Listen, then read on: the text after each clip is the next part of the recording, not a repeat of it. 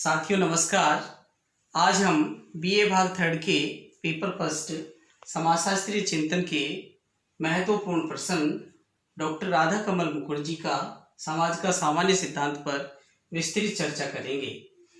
पिछले अध्याय के अंतर्गत हमने समाजशास्त्र का उद्भव एवं विकास व भारत में समाजशास्त्र का उद्भव एवं विकास पर कुछ विस्तृत चर्चा की थी। उसी कड़ी को आगे बढ़ाते हुए आज हम राधा कमल मुखर्जी का जीवन एवं समाज का सामान्य सिद्धांत पर कुछ विस्तृत चर्चा करने जा रहे हैं।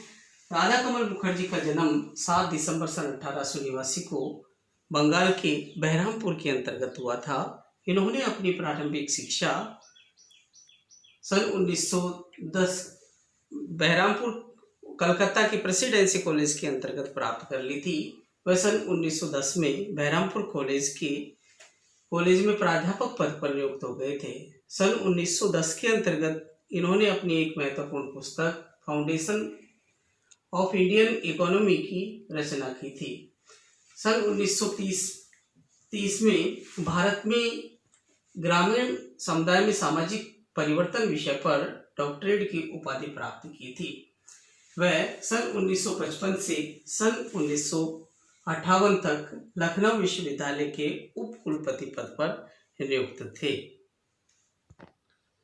आर के मुखर्जी ने कहा कि अब समय आ गया है जब हम समाज के एक सामान्य सिद्धांत का निर्माण करें। यह सामान्य सिद्धांत सामाजिक संरचना, सामाजिक संबंध आदि के साथ साथ अन्य सामाजिक विज्ञानों के सिद्धांतों, नियमों एवं व्याख्याओं का एक समग्र रूप से एकीकृत अध्ययन करने वाला समूह होना चाहिए। अर्थात हम कहें कि डॉक्टर राधा कमल मुखर्जी ने समाज के सामान्य सिद्धांत के संबंध में चर्चा करते हुए कहा कि समाज का सामान्य सिद्धांत सामान्यतः समाज की संरचना व समाज के विभिन्न प्रकार के सामाजिक संबंधों के साथ साथ सामान्यतः अन्य विज्ञान के विभिन्न प्रकार के संबंधों का समन्वय होना चाहिए, क्योंकि विभिन्न प्रकार के समन्वय के माध्यम से ही समाज में घटित घटनाओं का व्यवस्थित अध्ययन किया जा सकता है। समाज के एक सामान्य सिद्धांत के निर्माण की क्यों आवश्यकता है? यदि सभी सामाजिक विज्ञान समाज के एक विशिष्ट क्षेत्र का ही अध्ययन करेंगे तो सामान्यतः वह क्षेत्र सीमित संकुचित हो जाएगा, बल्कि संकुचित दायरे के अंतर्गत समाजशास्त्र सामाजिक घटनाओं का अध्ययन नहीं कर सकता, बल्कि समाजशास्त्र एक संपूर्ण समग्रता के आधार पर समाज में घटित घटनाओं का अध्ययन करने वाला विज्ञान है। इसलिए हम कह सकते हैं कि समाज के अंतर्गत सामान्यतः अब आवश्यक है कि समाजशास्त्र का एक सामान्य सिद्धांत होना चाहिए, जिसके द्वारा सभी विज्ञानों के समन्वय से संबंधित घटनाओं से संबंधित जानकारी प्रदान हो सके। यहाँ आर के मुखर्जी ने समाज के सामान्य सिद्धांत के अंतर्गत सामान्यतः कुछ बातों पर विस्तृत चर्चा की है। उन्होंने कहा है कि समाज एक मुक्त व्यवस्था है, अर्थात उन्होंने समझाने का प्रयास किया है कि समाज सामान्यतः एक मुक्त व्यवस्था है। इसके साथ साथ उन्होंने अन्य स्थानों पर यह भी दर्शाने का प्रयास किया है कि समाज एक मुक्त व्यवस्था के साथ साथ सामान्यतः एक खुली व्यवस्था के आधार पर भी देखा जा सकता है। उन्होंने मुक्त व्यवस्था के माध्यम से समझाने का प्रयास किया है कि समाज के अंतर्गत मानवीय घटनाओं का अध्ययन सामान्यतः मुक्त व्यवस्था की स्थिति को दर्शाता है, बल्कि समाज तथा समूह के अंतर्गत संबंधों की व्यवस्था समाज में खुली स्थिति को दर्शाने का प्रयास करती है।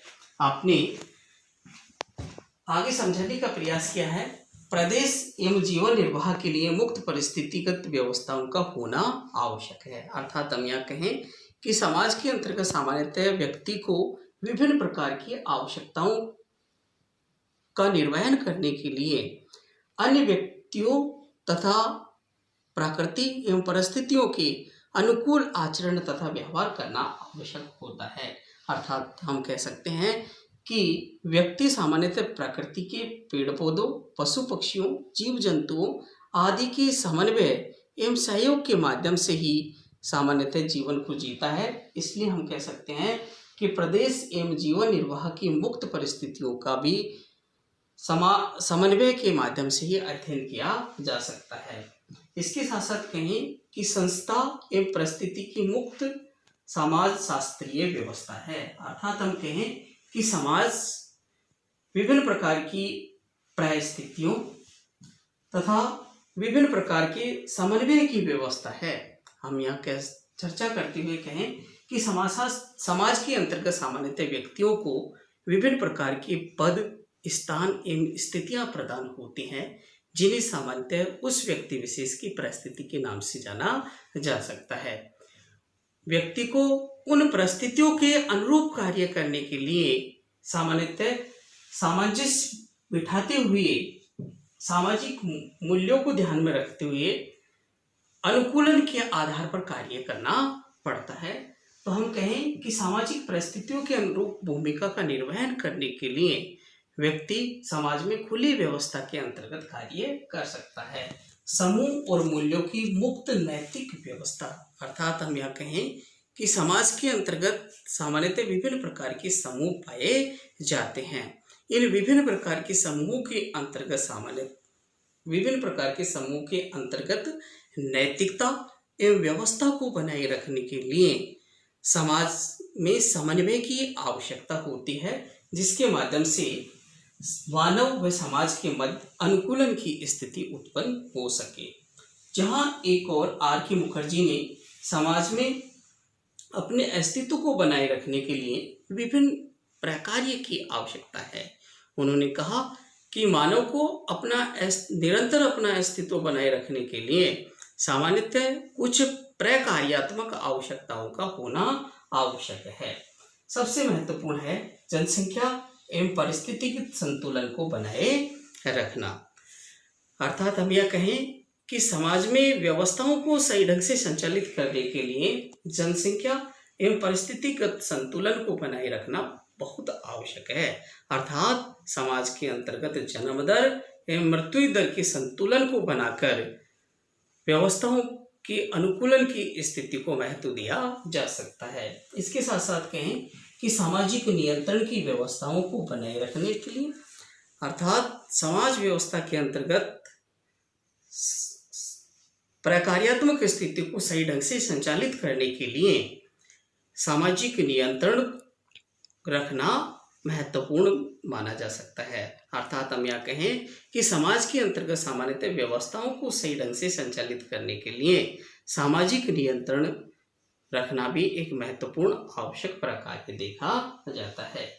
इसके साथ साथ कहें सामाजिक मूल्य, वस्तुओं का चयन एवं वितरण व उपभोग के व्यवहार को भी सही ढंग से संचालित किया जाना चाहिए। अर्थात हम समाज के अंतर्गत जीवन जीने के तौर तरीके तथा जीवन जीने के तौर तरीके साथ साथ वस्तुओं का संग्रहण, अर्थात वस्तुओं को सही मात्रा के अंतर्गत संग्रहण किया जाए तथा उनका वितरण भी सही ढंग से किया जाए, जिसके माध्यम से समाज में संतुलन एवं व्यवस्था की स्थिति बनी रहे।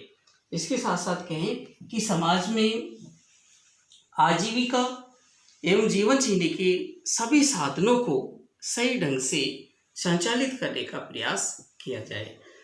अर्थात समाज के व्यक्ति को सामाजिक जीवन जीने के लिए विभिन्न प्रकार की आवश्यकताएं होती हैं। इन विभिन्न प्रकार की आवश्यकताओं को संचालित करने के लिए जीवन जीने के संपूर्ण साधनों को सही ढंग से वितरित करने तथा उन पर नियंत्रण रखने का प्रयास किया जाना चाहिए। अर्थात हम यहाँ कह सकते हैं कि समाज का सामान्य सिद्धांत एक ऐसा सिद्धांत है जिसके अंतर्गत समाज की संरचना के साथ साथ सामाजिक संबंधों तथा अन्य विज्ञानों के विभिन्न प्रकार के सिद्धांतों में समन्वय स्थापित करके ही समाज की संपूर्ण समग्रता के संबंध में चर्चा की जा सकती है। Okay, thank you.